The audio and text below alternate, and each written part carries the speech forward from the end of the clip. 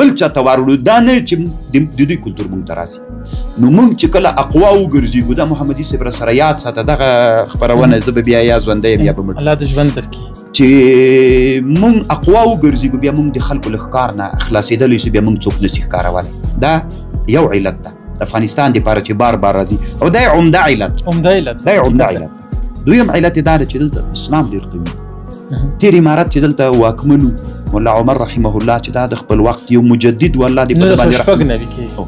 هلته امارت چې واکمنو دلته اسلامي امت او د اسلامي امت مسلمانانو ځان ته یو پناهجای پیدا کړ. یعنی یو داسې الګو یې پیدا کړله چې له سوونو کلونو نه بعد عثماني خلافت نه دی خو لهر له اسلامي خلافت نه د عثماني خلافت نه وروسته یو ښه مثال دا. یعنی دا ډېر مخلص عثماني خلافت هم ما کتلی ده. دا یو ډېر مخلص خلافت واکمني وله او ډېر په الهیت باندې بنا واکمني وله. مسلمانانو دا کوشش کوو چې داسې یو سمبول یې ونښه له سوونو کلونو نه بعد د اسلامي حکومت او د اسلامي خلافت وویني. کفري نړۍ برداشت نه کړل دلته راغلل چې دا د خلکو له سترګو نه پناه سي چې د خلک د دې په لیدنو باندې خپل ایمانونه تازه نه کړي. دا یې دویم لوی علت چې افغانان اوس هم ما محمدي صاحب ورځ په یاده زه په مکه مکرمه کې موږ 3 ملګري ولو. یو یمنی و یعنې په الله قسم کوم داسې ویلې مسجد الحرام کې د ماښام مونځ مو وکړو د ماخوستان مانځه ته موږ په اخریني منزل کې طواف وتلو. داسې ویلې وي که څوک غواړي چې د صحابو په شکل باندې او د صحابو لباس ویني افغانان دي. څومره لوړ افغانانو دغه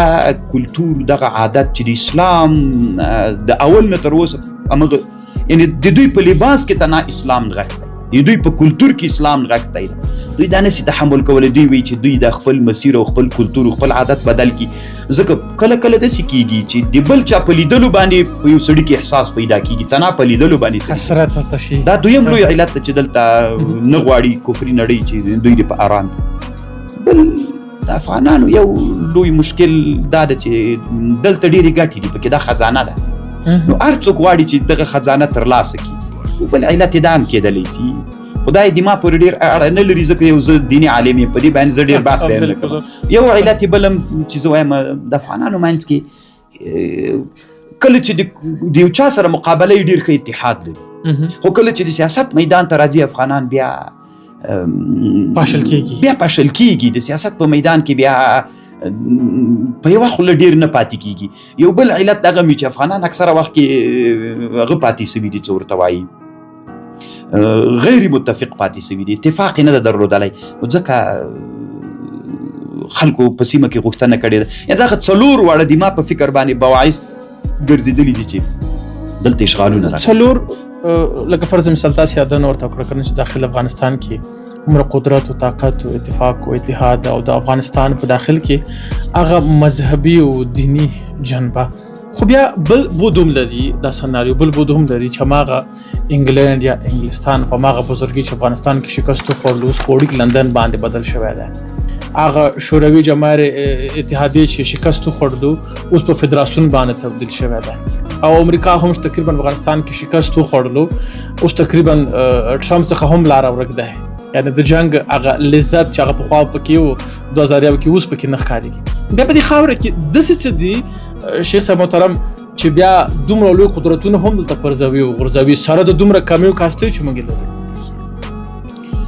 نو و الحمدلله دا خو یو لوی جوهریت ته په دې خاوره کې چې ما څو ځایه دا خبره کړې ده د اسلامي امت یو وفد راغلی دنیا ته افغانستان ته راغلی 6 هیوادونو باندې ګرځېدلی دغه وفد کېدای شي تا د ما خبره اورېدلې مې چېرته اورېدلې مې ده 6 هیوادونه ته د اسلامي امت یو وفد راغلی د په هغې کې د هند یو لوی عالم د علامه ابوالحسن علي الندوي ورته وایي ډېر لوی مؤرخ ده او ډېر سیاسي بصیرت لري. دی چې کابل ته راغلی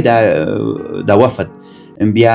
فکر کوم هغه زمانه کې لکه چې د نادرشاه واکمني ده د ظاهرشاه د پلار واکمني د نادرشاه دی چې کله کابل ته راځي بیا د عنوان د کتاب داسې کوي د کتاب په عربي باندې د لیکلی د کتاب چاپ هم د ما سره کور کې شته ده من نهر کابل الی نهر یرموک د کابل له نهر نه نیولې د یرموک د اردن یرموک په اردن کې ده من نهر کابل الی نهر یرموک. بیا دی چې هر وطن ته ځي یعنې ګوره دا ډېره جالبه خبر ده محمدي سي محترمه او دا داسې یو مؤرخ ده چې دا هندی مؤرخ ده دی چې هر وطن ته تللی ده د هغه وطن هغه حالات ذکر کوي چې دی بیا هلته ګرځېدلی ده نو یو ورې دی هغه وطن ته نوم کړي افغانستان ته یې داسې نوم کېښودلی ارض الغزات والفاتحین د غازیانو د فاتحینو خاور افغانستان موږ نه ده کېښودلی ځان ته د یو بل چا نه مطلب افغانستان افغانستان چې دا افغانستان ته راځي عنوان داسې د ارض الغزات والفاتحین بیا چې ایران ته ځي ارض النبغاء والشعراء والمؤلفین یعنې د شاعرانو د نابغاګانو او د شعراو وطن یعنې افغانستان ته دغه نوم علامه ابوالحسن علي الندوي ورکړی ارض الغزات والفاتحین د فاتحینو د غازیانو وطن نو الحمدلله د افغانستان خلک ډیر غیور خلک دي ټول عمر یې دلته هغه چا چې له دوی سره ډغرې وهلي هغوی ته ماته ورکړې ده داسې نادره ماتې ورکړې ده چې هغه دښمن تر ابده پورې بیا له منځه تللی تا مخکې ویل اتحاد جماهیر شوروي ملا عمر رحمه الله یوه خبره ده چې انشاءالله وي هغه د بي بي سي خبریال ته وایي چې ما خبر یاد ده سره ساته چې د امریکا به هم له صفر او د پای ټکي ته راځي او د بزرګي څخه به ولیږي انشاءالله له بزرګي نه وغورځېدله اوس ایران ګوره بله غوښتنه کې عمده غوښتنه دا ده چې دوی به له منځني ختیځ نه وځي یو غټ شرط امریکا ته دا چا کله ویلی سو او سپینه ماڼۍ کې شیخ صاحب محترم امریکا مشران خپله دا اقرار کوي چې نه افغانستان د امپراتورۍ لپاره عادله ده دا تر څو پورې موږ ویلې دا سپینې ماڼۍ هم اقرار وکړو د تاریخ په اوږدو کې سببونه دلیلونه د افغانستان ته د دغه امپراتوریو راتګ هم زیات وو خو یو کم یو کس دی چې د ځینو زه به قمقلان ورته وایم د قمقلانو د سببه هم و چې افغانستان ته د داسې امپراتوریو خبره وغځېدله او بالکل پر افغانستان باندې واضح او مشخص یرغل چا نه ده کړی که تاریخ د افغانستان څوک مطالعه کړي همیشه یرغلګرو ته امکانات پر لاس باندې ورکړل شوي دي یو څوک د کور څخه چې هغوی ته کارخانه اشپزخانه لار وجوده و خو د لمنګ په متل لري که نه وي وینابله دغل کندو ته روان دي یعنې یو څوک و زموږ منځ کې هم چې هغوی ته داسې لارې ورکول امکانات ورکول ته به هغوی ته څه ووایې لکه فرض مثال کې یو پیغام یو امپراتوریو ته ګستاخانو ته چې ګستاخي وکړه افغانستان باندې پروګرام جوړ کړلو او دویم هغه زموږ کمکلان افغانان چې هغوی د امکانات پر لارې ته ورکړل که یو څوک د سره مخامخ شي دغه امپراتوریو څخه یا دغه زموږ د افغانانو کمکلانو څخه څه به ورته ووایې ستاسې پیغام به هغوی ته څه وي شیخ صاحب نو زه وایم انسان نه سهوه کېږي کله کله انسان د انسان نه سهوه کېږي الله پیدا کړی هم داسې ده چې سهوې تېر نه کېږي زه یم چې افغانانو ورونو راځئ د افغانستان اسلامي امارت دا داسې یو حالت دا افغانانو ته راوړی ده چې رښتیانه هم ډېر وخت په تاریخ کې داسې نه ده سوی